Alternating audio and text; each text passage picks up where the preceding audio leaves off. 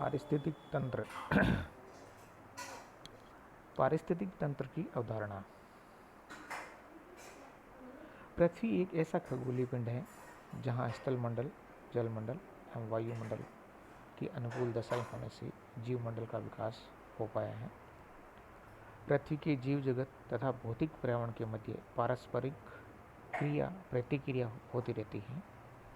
जीवों जैसे वनस्पति एवं प्राणी तथा उनके पर्यावरण के पारस्परिक संबंधों के अध्ययन को पारिस्थितिक इकोलॉजी कहते हैं। किसी भी क्षेत्र में पाए जाने वाले समुदाय और पर्यावरण के कारक संरचना व कार्य की पुष्टि से एक तंत्र के रूप में कार्य करते हैं, जिसे पारिस्थितिक तंत्र कहते हैं।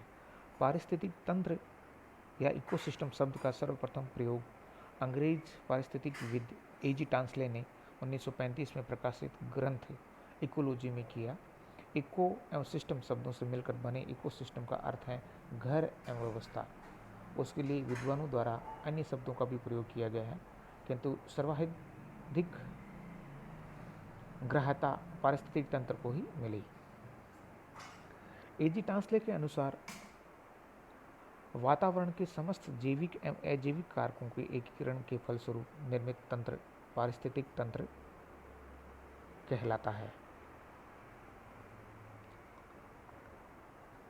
पारिस्थितिक तंत्र में जलवायु, प्राणी, वनस्पति, मृदा का आपस में पारस्परिक संबंध होता है। सारांश रूप में हम कह सकते हैं कि एक क्षेत्र विशेष में विकसित वह व्यवस्था जिसमें विभिन्न प्रकार के जीव अजैविक तत्वों से अन्योन्य क्रिया करके विकसित होते हैं, पारिस्थितिक तंत्र कहलाता है। समस्त पृथ्वी जिस पर जैविक एवं अजैविक घटक निरंतर क्रिया प्रतिक्रिया करते रहते हैं एवं एक वृहद पारिस्थितिक तंत्र है, अर्थात जीवमंडल भी एक वृहद आधारभूत पारिस्थितिक तंत्र है।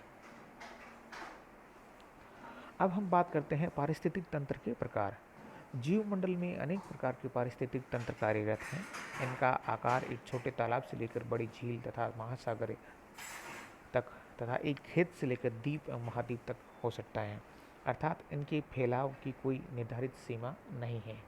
पारिस्थितिक तंत्र को विभिन्न आधार पर वर्गीकृत किया जा सकता है। पहले मुख्य दो आधारों पर वर्गीकृत किया जाता है, प्राकृतिक और कृत्रिम।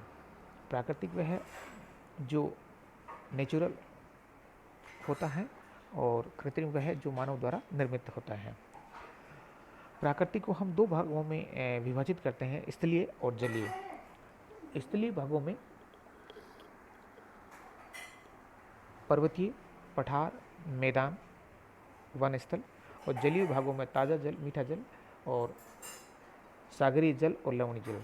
ताज़ा और मीठे जल के आधार पर, प्रवाह के आधार पर हम इसको प्रवाहित जल और स्थिर जल दो भागों में फिर विभाजित कर देते हैं। प्रवाहित जल में नदी, धारा, सोता, झरना आदि, जबकि स्थिर जल में पोखर, झील और दलदल शामिल है। सागरीय जल जो लवणीय जल है, उसमें महासागरीय, समुद्र, नदी का मुहाना, प्रवाल भित्ति और समुद्र तट शामिल होता है। जबकि जो दूसरा कृत्रिम भाग होता है वो मानव निर्मित होता है। उसमें खेत, उद्यान, सामुदायिक वन, बांध, नहर, चारागाह आदि शामिल होते हैं।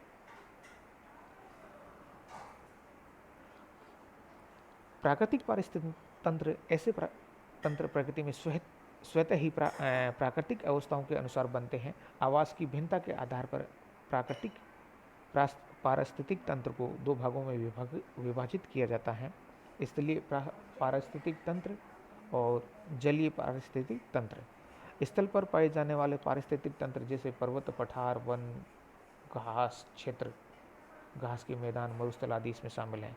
जलीय तंत्र में पाए जाने वाले नदी, तालाब, समुद्र हैं। जल के मीठे व खारेपन के आधार पर इनको दो भागों में विभाजित कर देते हैं, जिनमें मीठा जल और सागरीय जल शामिल हैं। मीठे जल में बहता हुआ तथा ठहरा हुआ, बहते हुए जल में नदी की धारा, झरना, सोता आदि शामिल हैं। स्थिर जल में तालाब, झील, तलैया आदि पारिस्थितिक तंत्र आते हैं। इसी तरह सागरीय जल है, इसमें खारे जल में पाए जाने वाले पारिस्थितिक तंत्र जैसे समुद्र, महासागर, नदी मुहाना, प्रवाल भित्ति, समुद्र तट आदि इसमें शामिल हैं। दूसरा जो मानव निर्मित पारिस्थितिक तंत्र को कृत्रिम या अप्राकृतिक पारिस्थितिक तंत्र कहते हैं। मानव अपनी विभिन्न आवश्यकताओं की पूर्ति लिए बौद्धिक स्तर के अनुरूप भौतिक पर्यावरण में परिवर्तन करता है तथा कृत्रिम पारिस्थितिक तंत्र का निर्माण करता है, जैसे खेत, उद्यान, वन, फलोद्यान, बांध, नहर, चारागाह आदि कृत्रिम पारिस्थितिक तंत्र के उदाहरण हैं। धन्यवाद।